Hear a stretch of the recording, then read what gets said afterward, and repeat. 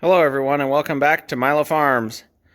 Well, today we've got another Mountain Max video, and we are actually going to do a video that was requested by a subscriber, actually a couple of subscribers.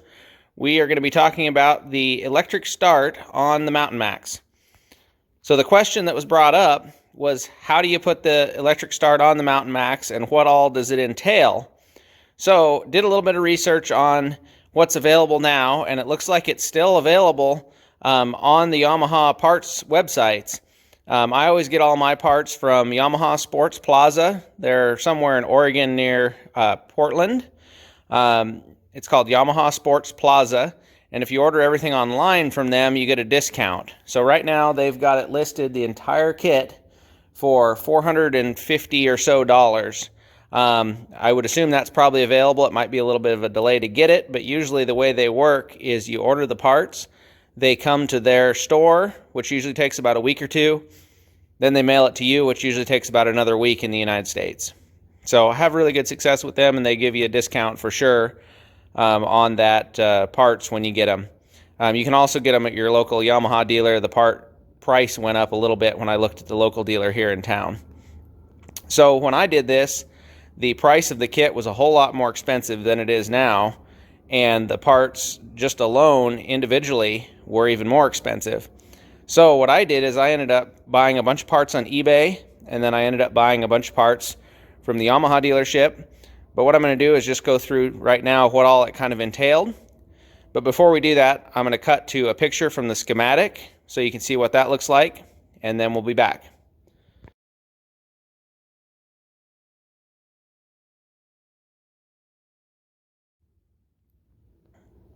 Okay, so starting out here on the right-hand side of the machine, what it's going to entail is you're going to need to purchase the battery box, which is this metal right here, wraps around underneath.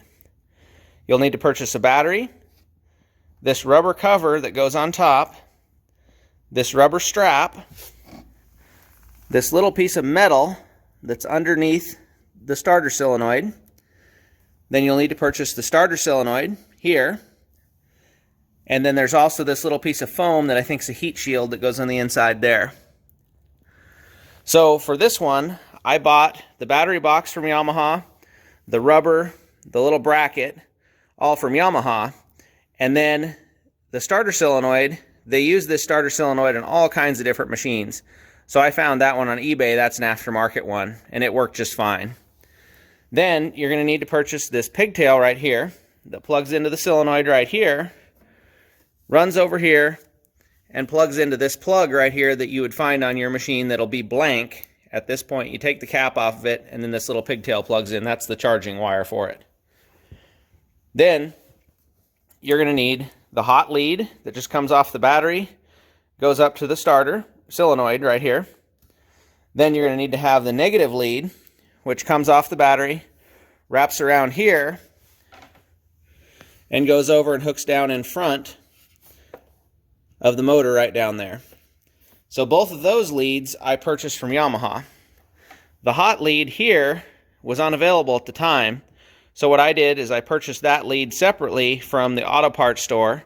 Runs over the top, runs down underneath, and then goes over and goes to the starter, which is on that far side over there. Then still on the right side, you've got the ignition switch right here, and the ignition switch is already prepared for the electric start. All you would do is just, once you're all plugged in and hooked up and everything, it just activates when you turn the key all the way to the right. So we'll demonstrate that here in a minute. So over here on the left side of the machine, you can see down underneath the front, there's the starter. This starter, when I bought it, the original from Yamaha was like $400 or something like that. I found this one on eBay. It's an aftermarket. It was about $75. And so for the price at the time, it was much cheaper to just buy that one. Hasn't given me any problems at all. And the other benefit is you still have your pull start. So if it did break, you could always pull start it. Then coming around here, you have the ring gear. So to get the ring gear installed, you take off the bolt on the clutch, then you have to purchase a clutch puller tool, which those are available for $10 or $15 on eBay or something. The clutch pops off, and then 6 or 8 bolts screw into the back of the clutch to hold the ring gear on. I ran into a little bit of problem here when we installed that ring gear. The ring gear was slightly out of balance, and then I also found my original clutch to be out of balance quite a bit. So I took it all off, took it down to a friend of mine that actually is the guy that balances the clutches for Carl's Cycle Sales here in town, which some people may know who that is or may not. But anyway, it's a local cycle shop, and they have a specialty of clutches for snowmobiles. And so there's a gentleman that owns his own machine shop that does the balancing of those clutches for them. So I took it to him, he spun it on his machine, looked it over.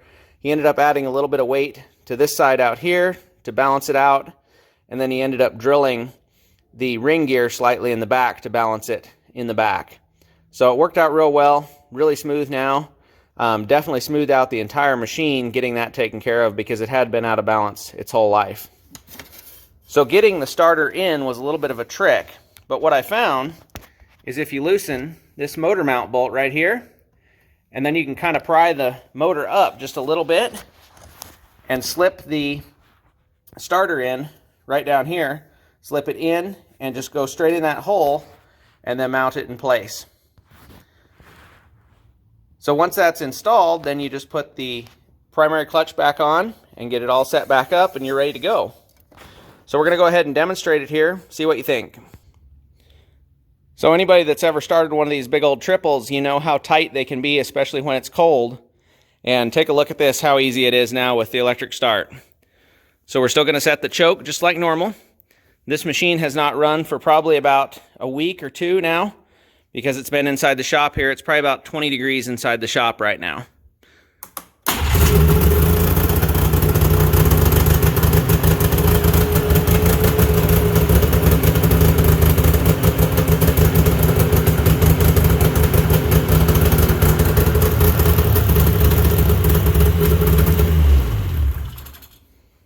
So there you go.